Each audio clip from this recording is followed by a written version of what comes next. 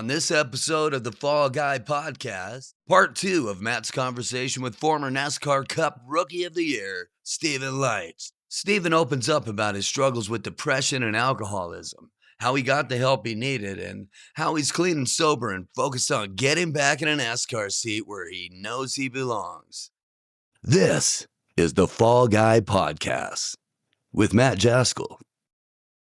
So then I went half a year, almost a year without driving anything. That really started to mess with me mentally. 2011. This is 2009 or 10. 10. This was 10. 10. So that would have been 10. The Holiday Inn year would have been 10. Yep, that's right. So then 2011, it was either the end of 11 or the beginning of 2012. I went and ran a cup race for Tommy Baldwin at Richmond Speedway, and Dave Blaney was primarily the driver for the 36 Golden Corral car. And we had a sponsor for that race for me, which ended up bailing out the Monday of the week of the race. And of course, Tommy had already spent the money to get that car ready for that race. So he ended up racing me anyway out of his own pocket. And we started in the back. I took it really easy in qualifying. We were locked into the race, and I just wanted to make sure our car was 100% ready to go for the race. And we turned some heads. We drove all the way up into the top 10 at one point in that race. We ended up getting our balance off at the end of the race and then finishing 20 or something. But there was a time where we were super fast in the middle of the race. I passed them all, man. Jeff Gordon, Tony Stewart, you name them. We were driving by them. The car was great. I mean, and super fast. Been in a cup, and listen, you had not been in a cup car at all, really. I mean, you had a debut. No, I'd only had a couple of cup starts at that point. And then, but that led to a couple of phone calls by Tommy on my behalf, helping me out, which led to my, I don't know if it was 18 or 19 races I ran in 2012 with Circle Sport Racing, which is the year I won the Rookie of the Year. It was between myself and Josh Wise, and we ended up winning that title. Got it. Nice. Josh Wise, interesting. Yeah, who's partners with Scott Speed now. They do driver development stuff together, which is interesting. Yep. So yeah, you were the NASCAR Cup Series Rookie of the Year. Yep, 2012. I would say that's the peak then of your career. And then what happens after that? So truth be told, my time at Yates and my time at Childress, after that, I was never in real good equipment. Everything I drove after that point was all mediocre or just low fun team cars. Yeah.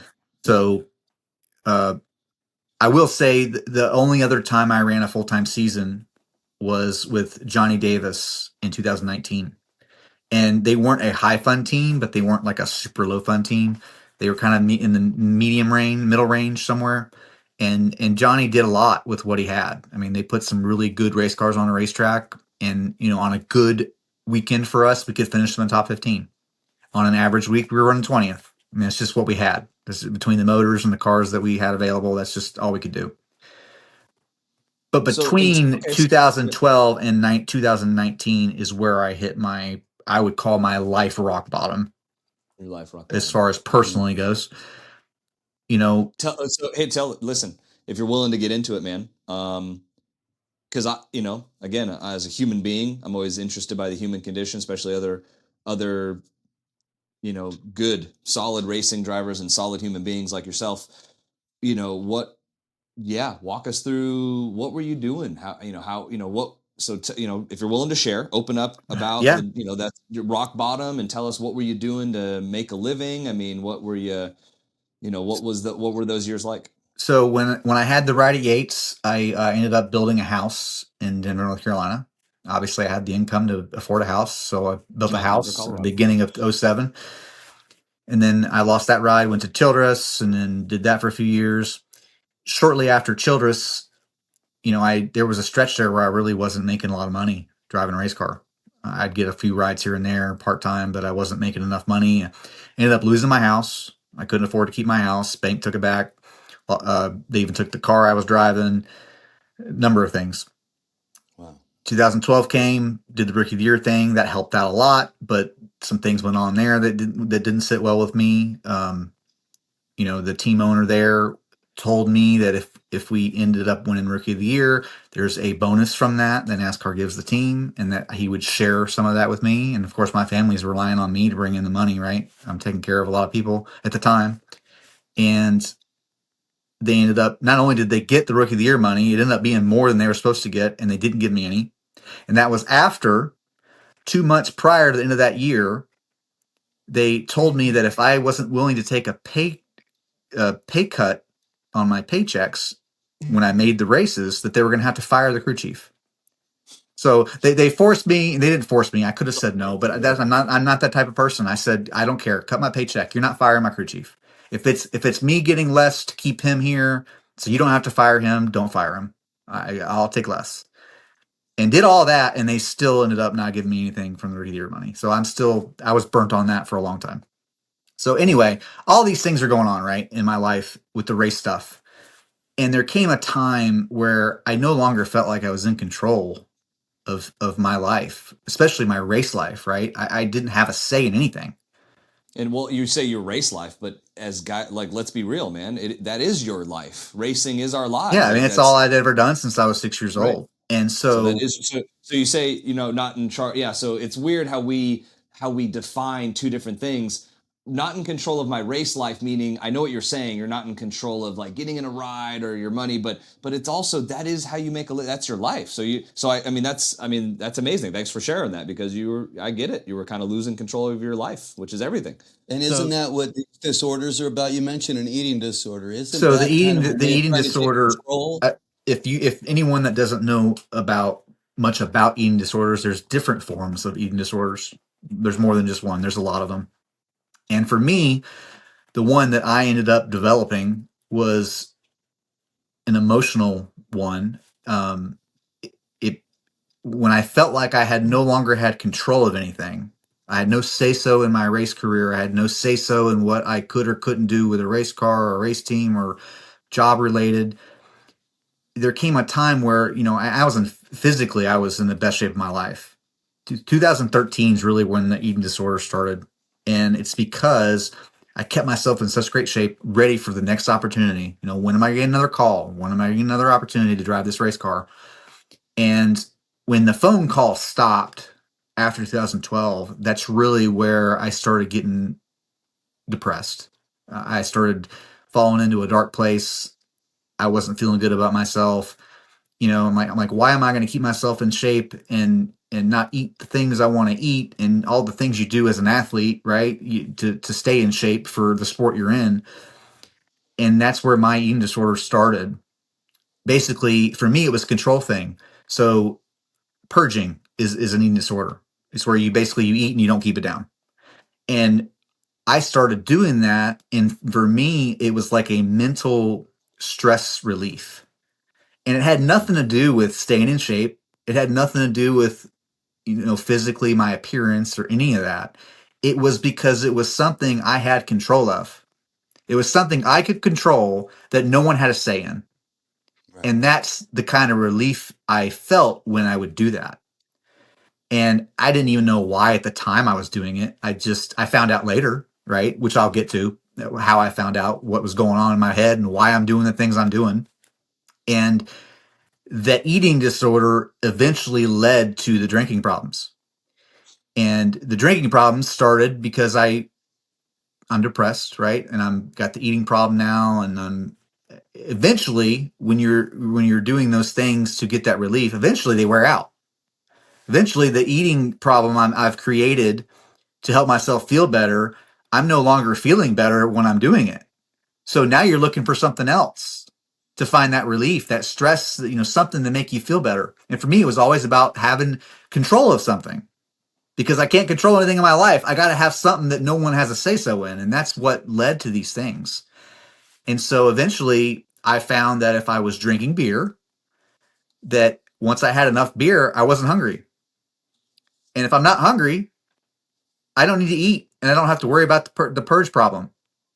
So it all ties in together, right? And it's just every little thing that goes wrong in life, especially the race side of life that I had no control of, just kept fueling the fire for my disorder and for the alcohol. And I couldn't find a way out. And so at my worst, and I want to make one thing very clear here, right? anyone that's started rumors or said anything about me having trouble with alcohol or whatever the case is, I don't know what stories are out there and what they've heard and what different versions of them are. But none of that started until I was well beyond the 2 full-time years I had. It was well after that. Yeah. Okay. But one thing I And, want to and, make very clear that's true factual facts. Okay.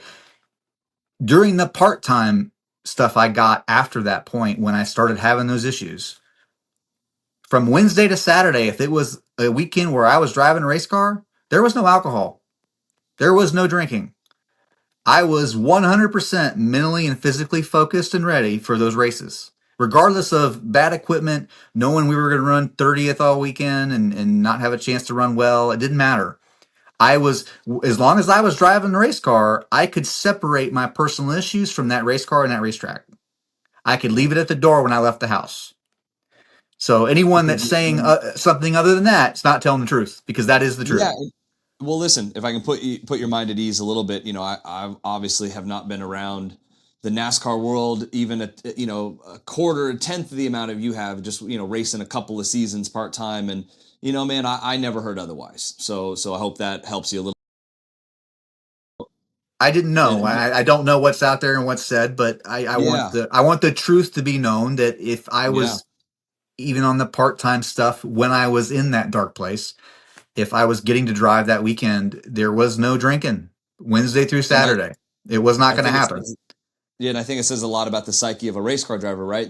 The real all you really needed, all you needed was to be in a race car. It's funny how the mind works. solution. Well, You didn't need it's funny. therapy. I'm glad you said that. Like, I need to be in a race car, right? So that was a triggering point for me, not having no control over anything, which is what led to the disorder and to the alcohol stuff. And I was never a mean alcohol. Like, when I drank, I was always happy. The more I drank, the happier I got. That was never an issue. But it was about the unhealthy amounts I would have, trying to mask all my issues, suppress my feelings, numb myself out, so I didn't have to be depressed, feel the depression, feel the anger, the sadness, the what sometimes felt like betrayal of not being in a position in NASCAR that I felt like I had earned and deserved to be in. If I And may, I have some experience with this, Stephen, myself. And the one thing that you don't often think about is the accumulative effect or the vicious circle that happens. When you're malnourished, your brain can't work right. You know what I mean? And you're often dehydrated, and you make decisions that you normally wouldn't make, or miss things that you normally wouldn't miss. And that's what I find. I'm sober now. Matt, I don't think you drink, do you? I don't. No. Yeah. And it's been the best thing that's ever happened in my life. And I can tell, in the conversations we've had, that you're beyond that now. And that makes me think of your future. I'll tell you what was the final turning point for me. I went to a treatment facility in Atlanta back in 2020 or 21. It was just a 10-day program where they kind of, you do therapy, and they test your urine and your stuff, and just check your body out, see where you're at physically and how you're doing. And when I got done with all that, I learned some things about myself that I didn't know, right? And number one, I learned why I was doing the things I was doing. And it's because I didn't have any coping skills. I didn't know how to handle those emotions and compartmentalize what don't worry about things you have no control over, and just focus on what you can control. And it took me a long time to figure out how to do that. And again, that's why I go back and say, would you have done things differently given those opportunities in 2007? No, I would have made the same choice, but I don't regret making those choices, because they're the right things to do. I know it is. There's no one will ever convince me otherwise. But getting to where I am today, which I am much happier, don't have any of these issues now. I mean, now I can, on any given weekend, my wife feels like drinking a couple glasses of wine together and playing a board game or watching a movie or watching one of our shows. Once we put little man down to go to bed, I can do that. No problem. Like, I don't have any desire for the things that I used to do when it came to partying, and the things that I was always looking to get a rush out of because I couldn't get it from the race car, because I wasn't allowed to drive a race car. I don't need those things anymore. But the main reason why wasn't just the therapy and learning what I needed to do to fix those things. Honestly, it was back in the February of 2024 when we found out my wife was pregnant. And I remember thinking from February all the way to November, which is when our son was born, I'm like, what am I gonna do here? I don't want my son to be disappointed in me. I don't want him to see me this way. Like, what do I don't know how I'm gonna do this. I'm still struggling with this, not like I was when I was in my darkest, but I'm still not fully there yet. And it was the day my son was born, and the moment I held him, um, I- I'm not sure how to describe that feeling. Um, Anyone that's not had kids, but for me, it was like all the things in life that had been beating me down and tearing me up and emotionally, physically, that it's like they just didn't matter anymore. Um, from the time I held him, I just it was like there was a water balloon above my head and someone just popped it and it just faded away. And from that moment, I knew that it didn't matter what had happened, what was gonna happen. It wasn't gonna affect me anymore because all I cared about at that point was him. And in a lot of ways, I think my son saved my life. Um, I can relate. in ways that I didn't even know existed until that moment. And it's funny because I told my dad about 2 weeks ago. I called him. I said, "Dad, I just had a thought, and it makes me really sad to think about it." And he goes, "What's that, bud?" And I said, I'm if I never get another opportunity to race, in a place that I feel like I deserve to be and have earned and all that stuff. I said, if I don't get another opportunity, my son may never get to see his dad do something great and be great at something I felt like I was born to do, and not be able to experience the things with me that I was able to experience with my dad growing up, all the things my dad was able to give me and all the experiences we shared together through racing. I want my son to be able to experience that. And I want him to be able to see, when you put in the right ethic and the right effort and the right, you go mentally prepared and do all the right things and stay focused for something you have a passion for that you're really good at, to see the success that comes from that, right? Those are life lessons. And learn to take failures as failures. Whether you did something right or wrong, learn from it and keep putting in that effort and that work ethic to succeed. I want my son to be able to experience that with me, just like I experienced that with my dad. And so, God willing, there's going to be another opportunity at some point. I'm still 39 years old. I still have time. Although I feel like I was robbed of some of what might have been the best years of my racing career, I feel like there's still a lot left in me to prove to, not really to other people, but maybe to myself, my family, and for my son. And I'm hoping that opportunity is still down there, so out there somewhere at some point. Well, I think you already have the right perspective, Stephen. And if I can say this after just listening to all that, man, is the I think there will be another opportunity for you to get into a race car. I think there has to be. You're younger than I am even, and I'm still getting into a race car every now and then. And now that your son is here and he is, with you in this world, those will be the best days in a race car. I heard you just say, I feel like some of the best days are behind me, but I don't believe that after listening to all that. I think that some of the best years in a race car are still ahead of you potentially, to be able to share that with your family, and that'll be the most special stuff. Oh, I sure hope, man. I'll continue praying for that. And if the opportunity does come, I'm someone that's, as a driver, you'll have an experienced driver who's been through successes, who's been through failures, and I'm going to choose success every time. And nothing, there's whatever it takes, there's nothing I'm not willing to do or sacrifice to get the job done. And I think anyone that's worked with me will attest to that. Um, hopefully, we can get back at it at some point.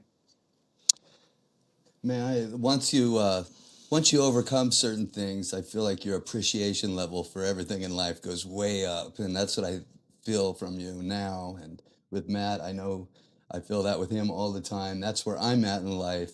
These opportunities that we didn't appreciate as much as we probably could or should have, now are something that we would definitely take hold of and responsibly nurture. Not to go back on it, but just this is actually more looking forward. During those hard times, man, who did you talk to? I mean, I think I know the answer, but who, when you were, did you keep it to yourself, or was there somebody that you tried to lean on and talk to when you went through all those hard times?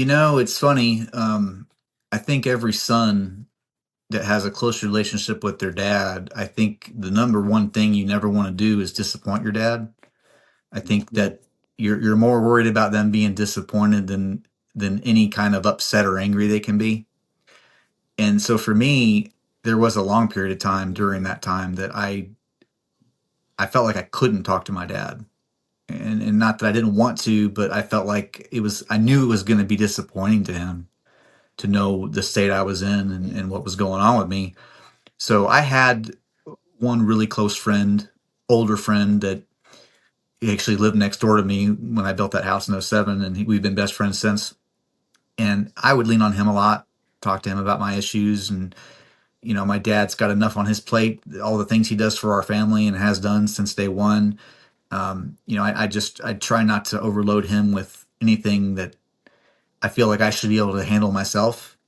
But sometimes when you're in those positions and you're dealing with those things, you need help. And for anyone that's got any type of drinking problem, eating disorder, drug problem, whatever it is, I found with me, and I think it's true in most cases, even though people probably won't admit it, you have to be ready for that help. You have to be willing to take that help. You have to be willing to help yourself.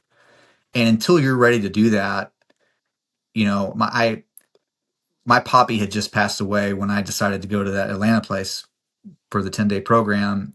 And my dad's the one that brought it up to me about going. And I was so broken at that point. I knew I wanted to get better, but you have to want to get better. If you're mentally not prepared to make those changes and take that help, it doesn't matter how much your family, your friends, anyone does to try to help you, nothing's going to make a difference. So you just have to mentally decide, I'm ready to do this. And it creates hard conversations with the ones you care about most. I know the one thing in my life I've always cared about is just not disappointing my dad. I don't care if he's mad, angry. I'd rather him be mad and angry at me, but not disappointed. So let me ask you this. I think, and I genuinely, I am not an optimist, and and this is why I have my co-host, is he'll attest those things. I'm not a pessimist though, and I think Steven, you would probably appreciate this as a racing driver, and the kind of shit that we have been through in our lives that people just won't ever even really fully comprehend. I'm a realist.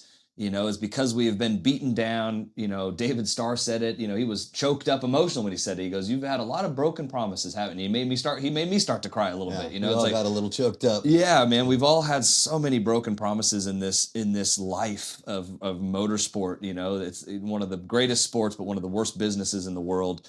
And so anyways, it really struck a chord with me when he said that.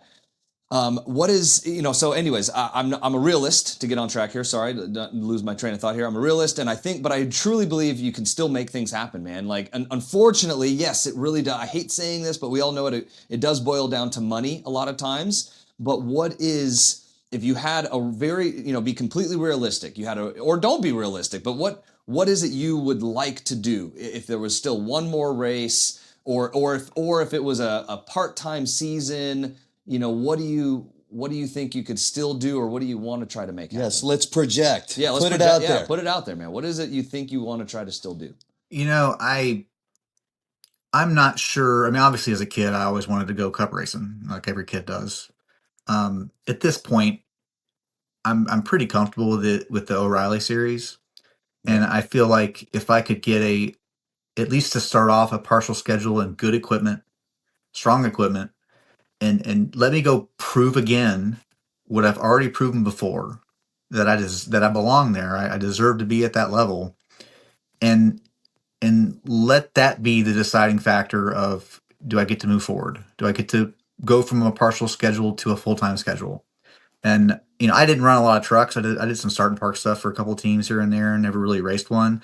I got no problem going back to the truck series. Put me in a Yeah. truck full I love the time, trucks, and especially. I'll learn how to drive those things quickly. I've Yeah. watched enough of them over the years. I have no doubt I can figure those things out pretty quick.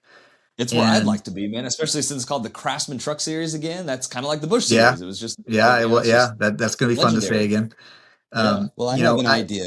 One of the ways you're paying the bills these days, I understand, is DoorDash. Why don't they sponsor you in NASCAR? Well, I think they're already doing that, unfortunately. Well, they were up until 24. They were with 23. Yeah. 2311, Yeah. and they're All right. out since 24. So they needed a new driver. There you go. Bubba's Well, done. if they're looking for someone with experience doing deliveries, I promise you, I've got plenty of that. I've done over 5,000 something deliveries in the last 2 years. I've got a basically a perfect customer rating and 100% on time all the time. What, dude? What an awesome! I mean, I'm shifting even in my Listen, it's old that age. DoorDash is not my primary source of income, right? I do have Good. there's a business that my sisters and I are involved with my father, so Good. we do get a regular paycheck from that. But I What? Yeah. What spend is that? Is that still what you were doing? What is that? Tell us, Jan. Was Well, that it used part to of be called Janny King, but it's Jan a King? I Seminole know that commercial company. cleaning business that my dad owns, and my sisters and I we just help with like the P&L paperwork and some of the managing Awesome. of the business. Nothing too big or Yeah. Yeah. crazy. Something we can do from Yeah. home. Good. But Good. I've looked at other jobs, and there's another part to this too. I've looked at other jobs, and I've had other jobs in between '07 and now, where I had those lulls and not racing at all. I mean, I went and sold cars.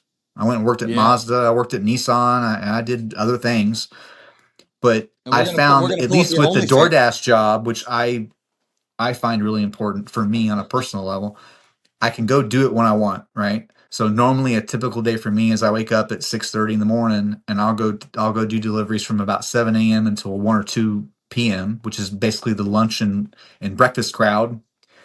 And then I'm home, and I spend the rest of the day with my wife and my son.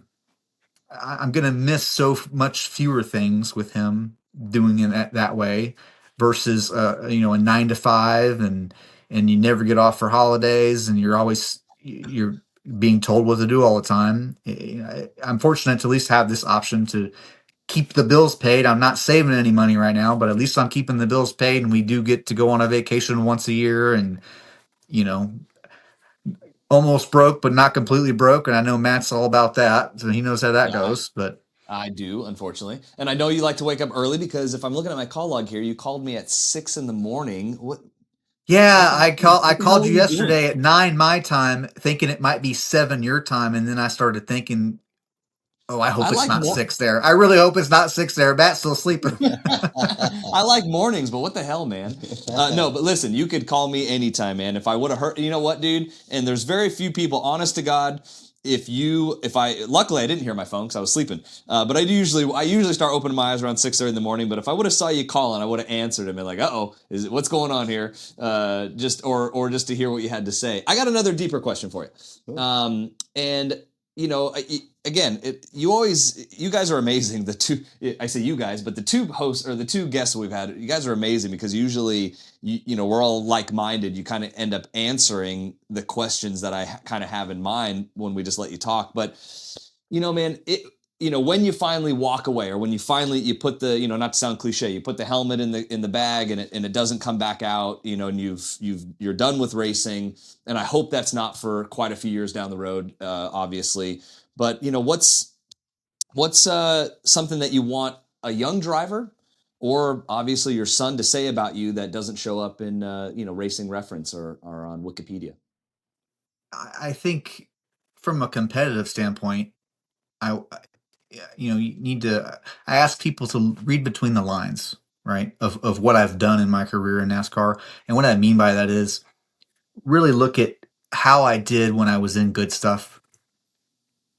And people, there's always Karens in the world, right? They're going to down no matter what. They look on there and see I've done 100 and however many 200 starts or whatever it is, and I got all these bad finishes, and this guy's no good, blah blah blah. Go look at all the races I was in good stuff and how well I did, and don't and look at how well I did and sometimes in the bad stuff. When I was in slow race cars, still ran pretty good sometimes when we had our balance right and we had a little let go our way. People have no clue what it's like to drive a race car that have never been in one. I mean, it's one of the Right. hardest things in the world to do, especially in a stock car at the top highest levels there is, right? But on a personal level, I would hope that my son or a friend or anyone would say that I'm a good person, right? That I keep my friends close. I treat everybody with respect. I certainly never down anyone that not if it's not to their face, right? Not behind their back, but if anyone I hear about going through a struggle or this guy's got a drug problem, this guy's got this problem, you don't know what's going on in their life. And I would be the first one to stand up for that person, say until you know what's really going on, you can't say anything about what they're doing. Yeah. And I think I'm a perfect example of that. Most people don't know what I went through. That the story I just told you guys, only a handful of people in the world know that truth, and that was one of them. You can count them on one hand the people I've told that story to, because no one has ever known what really took place that Yeah. Well, led me down the path I went down. But I guess just that I'm a good friend, good father, good husband, and willing to help anyone. Right? If I see somebody in need, I always try to help. If I'm I, capable of helping, I'm going to. It's just the type well, of person I am.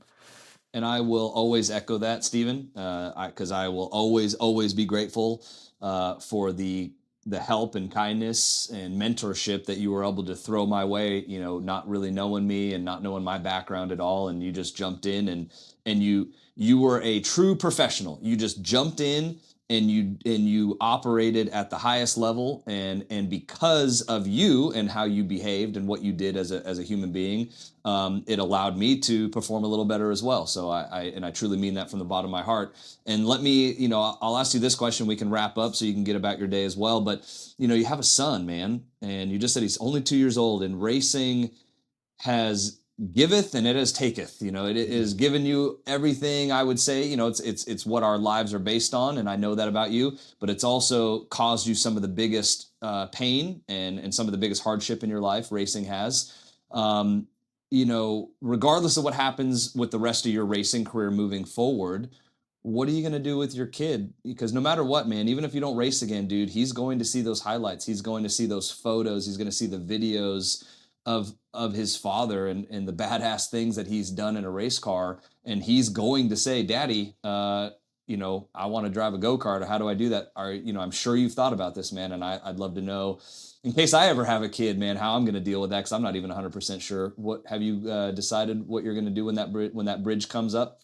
I've thought about that a lot actually, and depending Yeah. on when that happens, when he gets curious enough, and he's only 2 and he's about figured out how to use a phone already. I don't know how they learned that, but I was gonna say you got less than 3 years, buddy, until he wants to no, turn a he's steering wheel, he's man. a he's a smart one. I'll tell you that. But when he starts getting curious about if I don't have an opportunity at that time, and I haven't gotten back into it, when he starts getting curious and wanting to do those things, it's just going to depend on what I'm capable of doing financially. If I Right, can, if that's really what he wants to do, I'm gonna try to do it if it's possible, and if it's right, not, I may try to help him fall in love with another sport that's not as expensive. I've right. always been a really good golfer. I've enjoyed golf. I always thought, if I never became a race car driver, I probably would have become a professional golfer. I love golf.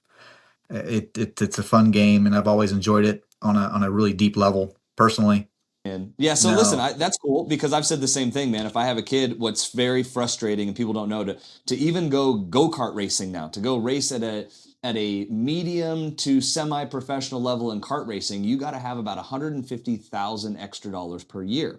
So it you know, gosh, it's frustrating that it costs that much, because I think you and I both know that if we had the funding, we would take our kids racing, because imagine everything we know. We're some of the greatest mentors and coaches, you know, in the world of the sport, you know, because we can try to protect and help them make that decision or that guidance that we didn't have, because our fathers didn't know either. Our fathers essentially were, you know, generation one. They were just now jumping into it. So we have a lot of knowledge to share. So yeah, man, I always, in a cynical way, I always tell people, oh yeah, go get some golf clubs, get some tennis rackets. But at the same time, man, I think as racing drivers, we would want to see, does our kid have some talent? You know, like put him in a go-kart, and we almost maybe hope that he doesn't, so we can guide him in that different direction and save the hardship and the money. Yeah. But unless your name is Harvick or Bush, it's a little harder. Have yeah, sponsors lined up for your children before they're born. Yeah. So I guess this is great, because we'll have another podcast in a couple years when your kid's driving a go-kart, inevitably. Yeah. I hope he's swinging golf clubs. I'll be happy to put him on camera. There you go, man. Listen, yeah, you know what though? I think it says a lot about motorsport, unfortunately, these days. From a joking standpoint, but unfortunately, the reality of racing is just how financial it is these days, and that it's not. It's I've said this before. I've said this to my significant other, like about racing, when that same question has come up to me is, would you take your kid racing? And I say this, I'm like, I don't think I'd want my kid to go into racing when I can't provide the high-end equipment and the top dollar stuff. There literally is the Yates and Penske equivalent in kart racing. To be fast in go-karts, you have to have that top level equipment, which costs more money. And if I didn't have that funding, I don't know if I'd want to, make my kids struggle in the back. So it's such a tough. I don't envy you, man. I love that you had a child, and I love that it's brought you a lot of good things, obviously, and changed your life. But also, I don't envy that position of deciding which path to go when it comes to what he's going to want to do here. But I can't wait to see it at the same time. And obviously, we hope for the best, and we put that out there. And I hope it just means you in a race car and your kid gets to see that, and you have some amazing memories with him with that, and then you can take him on a different path. Time will tell. We'll see. Yeah. Our next guest is going to be Carl Long with MBM Motorsports, and we're going to find out how to do this on the shoestring budget. Yeah. That man has made it. He's DIY. You've had as far as you can be DIY. Carl, I don't know what your relationship was like with Carl. I had a good one with him. He always helped me out a lot on a low budget. And so you got to, you ran with Carl quite a bit too, right? I love Carl. Carl's one of the few good ones, man. He's kind of like Robert used to be, Yates. He's a handshake type of guy. You didn't have to write a contract out and worry that what he told you was going to happen or what he was going to do for you wasn't going to be the case. It was 100% the case every time. And if something came up that changed the circumstances, he's going to have a face-to-face conversation with you and figure it out. And he was always nice to me and good to me, and I always enjoyed racing for him because he appreciated me, taking care of his equipment and doing what I could with what he had. And there was times where somebody would come in late with a sponsor, and I've been known to run pretty good on the road courses, and I remember specifically a couple of years ago, we were going to Charlotte, and I had the one road course car that I felt really comfortable in. I was usually pretty quick in. We'd have pretty good runs in it.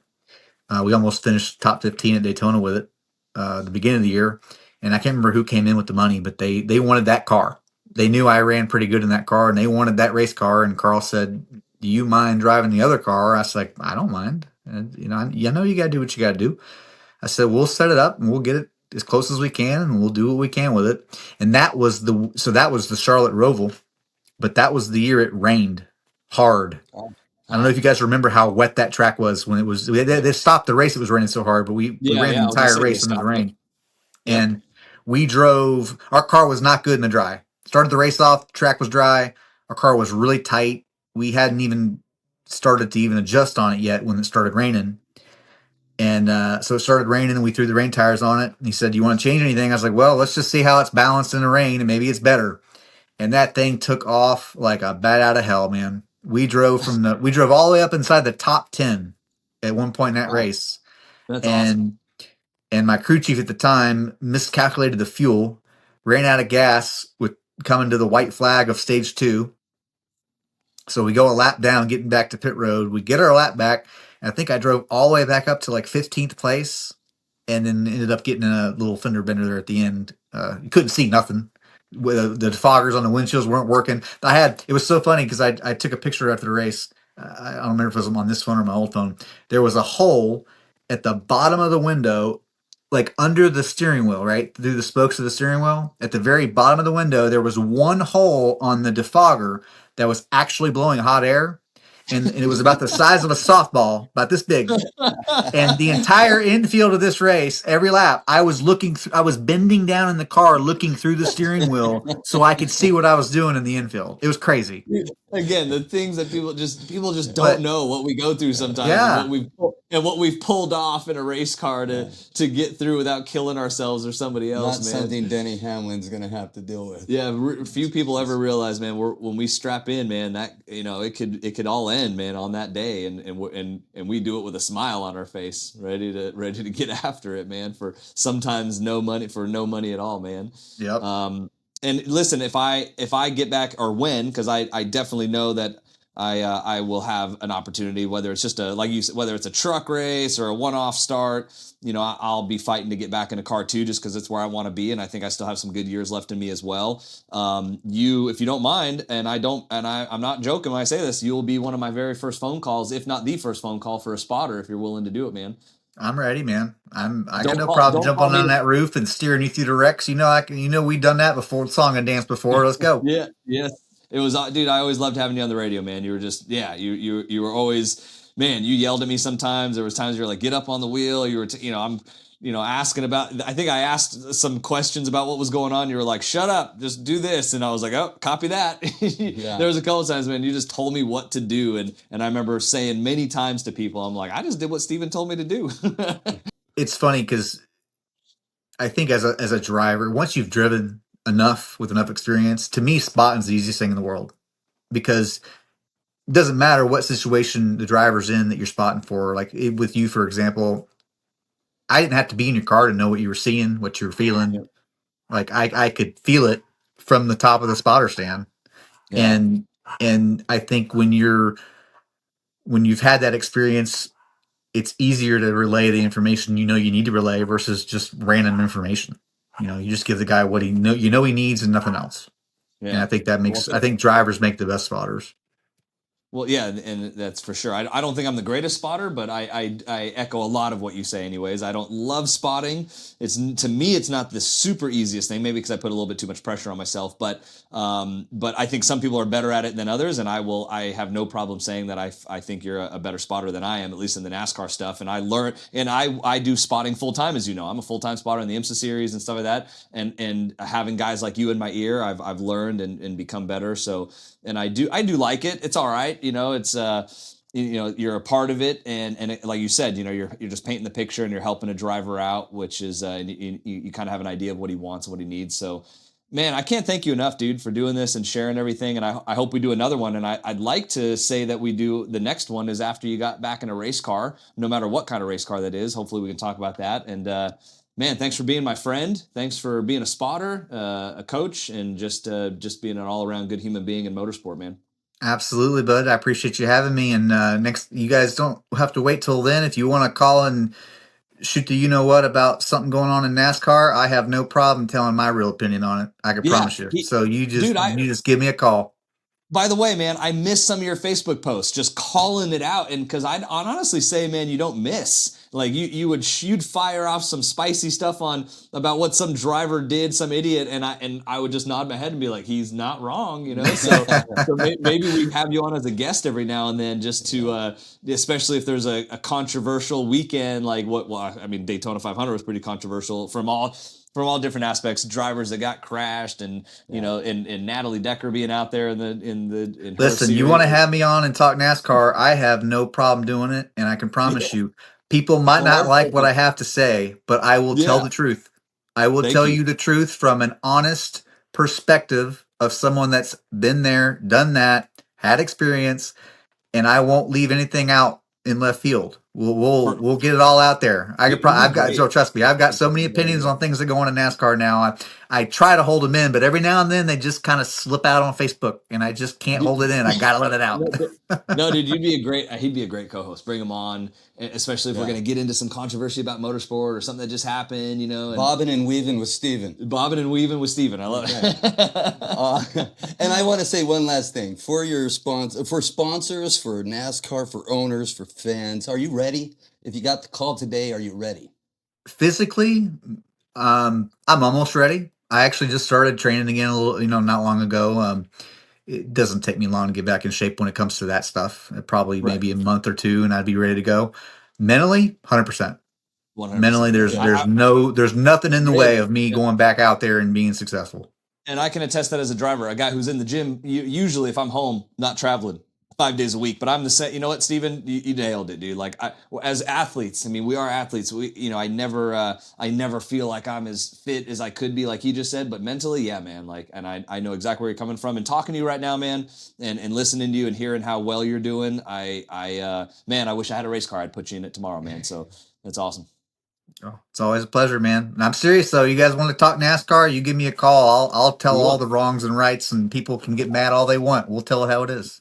No, dude, I definitely want to have you on again because I want to get into some sim racing stuff about, how you think that's changing kind of changing motorsport, obviously. It is. It's changing. It's kind of changing the face of motorsport, especially young drivers coming up. But you're a big iRacer and you're a top level iRacer. So we'll save that for another time, but I'd love to get your opinion on, where you think that's going and whether it's good, bad, indifferent. And so we'll get you on again here in the near future, and we'll chat a little bit about that.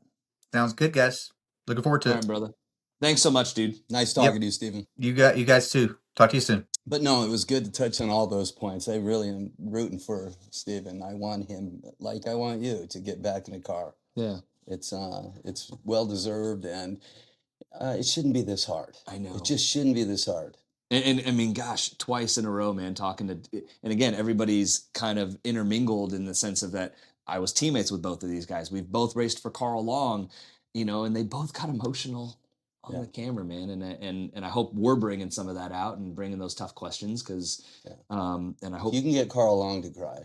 I'll be very impressed. I bet I can get him emotional. I'll think of some things, We'll but see. let's do a couple little things here.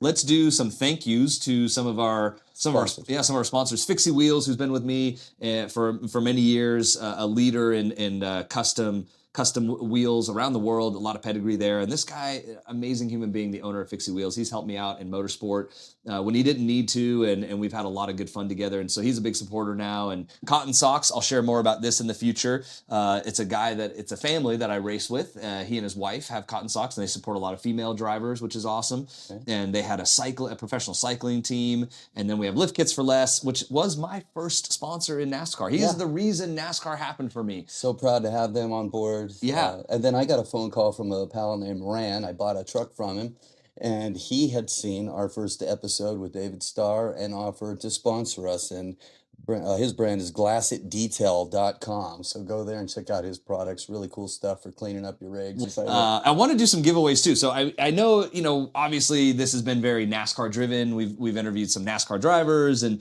that's kind of we're not trying to be a NASCAR podcast. It's going to encompass a lot of life around racing, but obviously we're just jumping into NASCAR because that's the people, I raced NASCAR more recently in my life. And, but I do have another good friend and sponsor, so to speak, but he's a partner of sorts, is the owner of Hall of Fame Collection. It's pretty much the largest memorabilia collection company on the planet. And so I'm very lucky. It's actually kind of cool. He's lucky as well. I'll say that because I'm his friend. But he's lucky that he uses me as a shipping center, as a hub.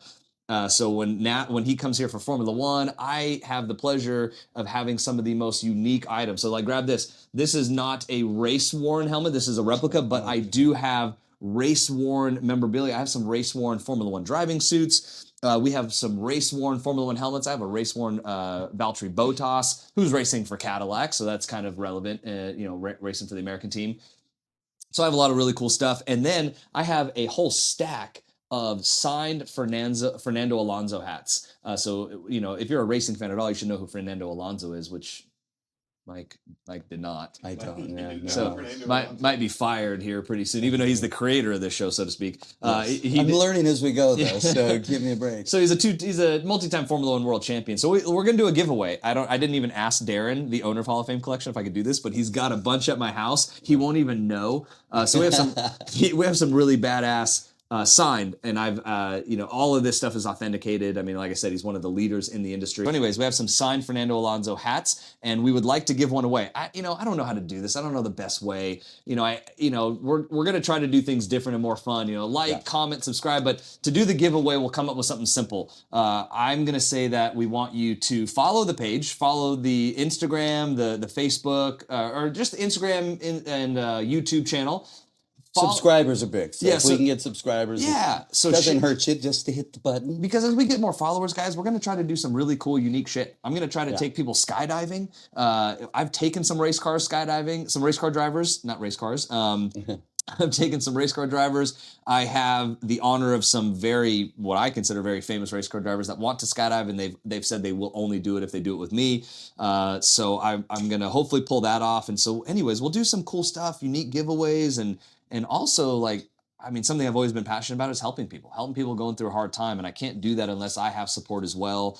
And so anyway, so if you just follow us, support us, we'll try to give away some stuff and do some more unique, cooler stuff as we get a little bit bigger into this, hopefully. But we'll give away a hat. So this hat is at least worth about $200. And so oh, really? Yeah, it's about a $200 hat. So take one of those there. So give us a like, comment, and what I'd say on the Instagram page, because Instagram is big, is just do the reshare. You don't have to share it to your stories. You just hit that repost button, that everybody has, that everybody knows about now. So just reshare our podcast, or even just a highlight video, and we will pick a winner. And obviously, please comment that you would like this, or maybe even recommend somebody who's a huge Fernando Alonso fan that we can pick to give this to somebody on the behalf of the Hall of Fame Collection and the Fall Guy Podcast. And if you have any questions, go to thefallguypodcast.com or thefallguypodcast@gmail.com. If you want to get us directly, you can also sign up with Matt for $300 for an hour. What is it? $300 an hour. You can basically go around town with Matt. You want to skydive? Skydive. Do you want to drift? Drift. You want to go shoot some guns? Yeah. Jump out of a plane and do you could do everything that he did in our promo video. If you haven't seen that yet, he basically did everything that you can do right here in Vegas, and he'll set it up and be your host. I don't think anybody else is doing that in the world. No. It would be amazing. We came up with Sherpa, Vegas Sherpa. I don't know. Everything's taken. Everybody's always doing something, but a couple years ago, I got to go trek to Mount Everest, to base camp. We were supposed to go do a skydive. And I got to trek up to the base camp, which is almost 17,500 feet, and you learn about Sherpas and everything. But I have been in Vegas for 35 years. There's a lot better locals out there that know so much more than me, but also I've been here a long time, and I can take you to do some really cool, unique things that not the everyday person can go do right away or figure out on their own. So yeah, we'll take you to do some unique stuff. Mike will probably come along, and so again, I won't jump out of a plane again. We've done that. I won't do it again. We should share that video. I took him for a tandem skydive. It was hilarious. And this little guy, he was wearing me like I got him by 100 pounds, I think. He was like that guy in a little coat. I'm just on his back. That guy in a little coat. I'm just riding him down to the earth. It's actually kind of funny. I haven't done any tandems in over a year, so I got to get back on that and do some skydiving. But also, I do love sharing, obviously, and talking about the story of why and how. And so we still haven't done it yet, but this is only the second episode. But we're gonna do a little, what do you call it? A little prelude video.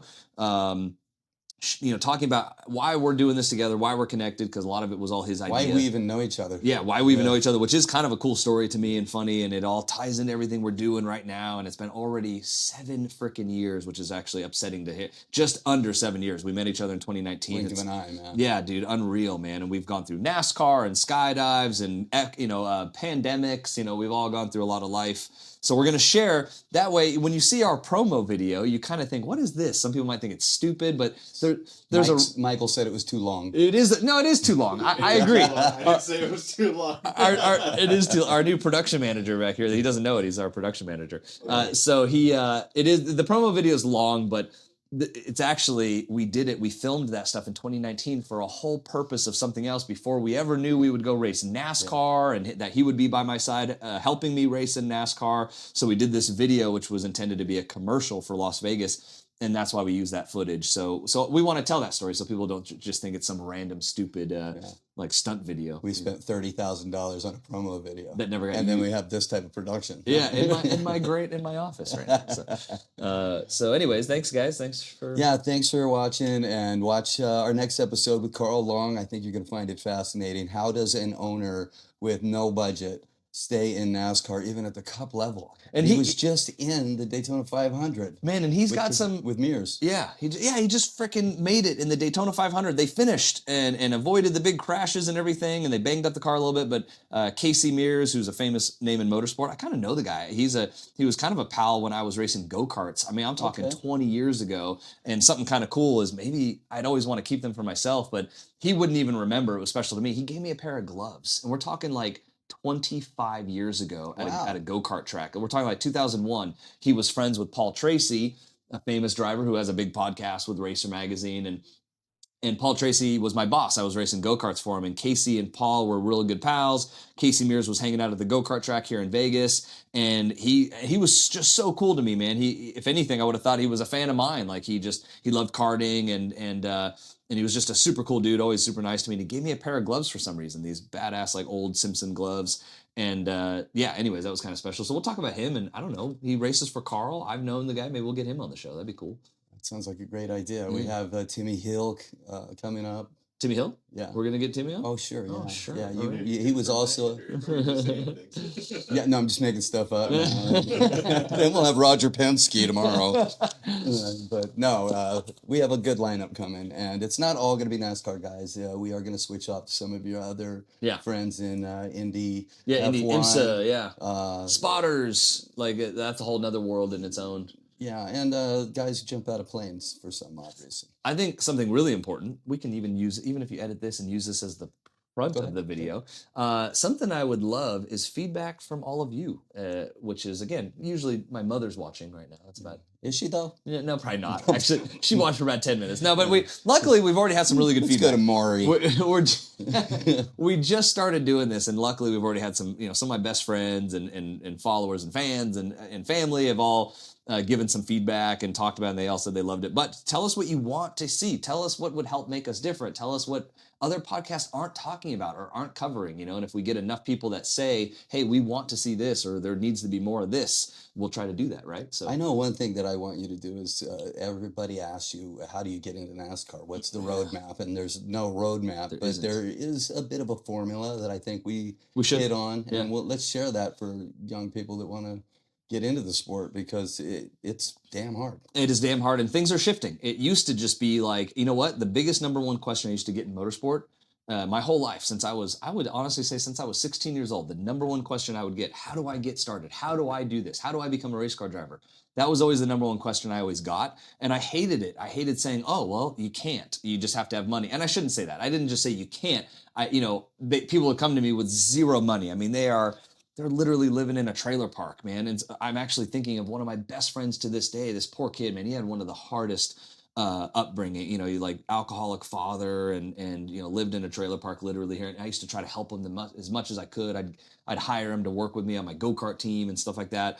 And the kid was talented. He was actually pretty damn fast in the go-kart, but barely had enough money to live, Yeah. And he would ask me how, and it broke my heart to say there's nothing you can do because it just costs money. What you're saying, the way to make $1 million in NASCAR or in stock car racing or any kind of racing is to start with $2 million? Start with 10 million, yeah. 10 million, yeah. Okay. How do you make $1 million in racing? Start with $1 billion. And so that's but now things have shifted a little bit. You still... to make it, to be at the top or to be successful, man, you still have to have money. There is, I even get frustrated when people are like, oh, this person didn't have it. And there's usually a story. There's usually something in there that, their uncle, brother, that, somebody, paid the bill or did this or did that, they still didn't just get there all on their own. There is very, very, very few stories. I'm not saying it can't happen, but it's just so far and few between and not that realistic. But now with simulator racing, and there is a resurgence, and hopefully it continues, of like scholarships, gong shows, but I would say driver searches is the best way to say I it. mentioned that Dodge has one right now. What's it called, Michael? It's Rams like race for the seat or something. Oh, like see, that. I didn't even know this. I should know these things. And there's a guy from Vegas that's doing very well in it. I didn't even know Connor about or this. something. Tyler Reed. Tyler is in it. Okay, I know Tyler. I know his dad. I know. I can't remember how to say his name. Is it Rife or is it Reed? Rife. Tyler Rife, Rife. yeah. Rife. Yeah, I know his dad. His dad. But let's say that again. I'm not to call him out because I love it. His dad's cool. Is like kind of Vegas themed guy, and but the family, good driver. The kid. There's two drivers, but it sounds like Tyler's the one that's really.